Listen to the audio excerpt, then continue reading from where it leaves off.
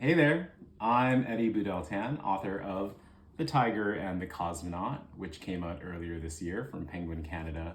The Tiger and the Cosmonaut follows three estranged adult siblings as they're forced to return to their isolated hometown in BC when their father has gone missing.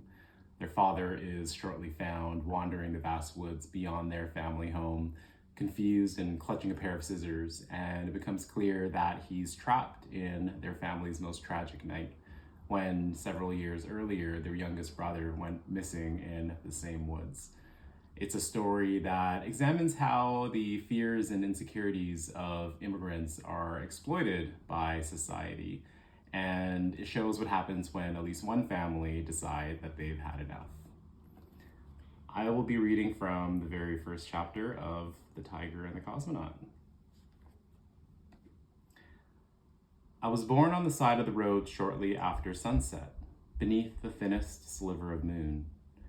There was no hospital in Wilhelm, so my parents took the chance of driving an hour to the coast for the nearest maternity ward. They piled Nadia and Ricky, still toddlers at the time, into the family van and sped along the road that sliced through the forest. They didn't make it. I've seen the van in photos, black with a turquoise stripe along the side.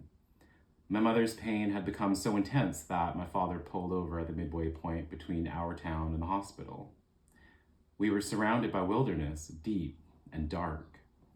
He laid a blanket on a patch of grass and helped my mother onto her back while Nadia and Ricky watched from the van's sliding door. There was barely any moonlight to guide my father's shaking hands. My mother pleaded with the stars until my cries joined hers, echoing against the trees that watched over us. I've always found this story hard to believe.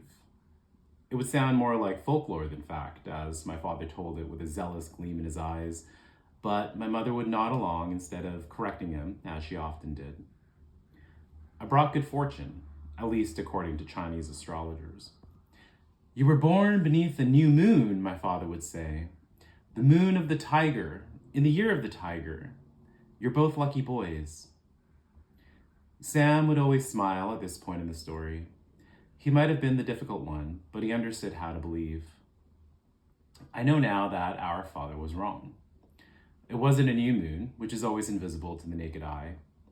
The silver crescent that night meant it was a young moon instead, when it would have been far enough from the sun to reflect some of its light.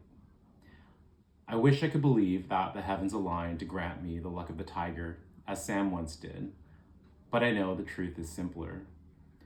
We were merely two boys born on the side of the road because our father couldn't drive fast enough. I'll leave it at that. Thanks for listening.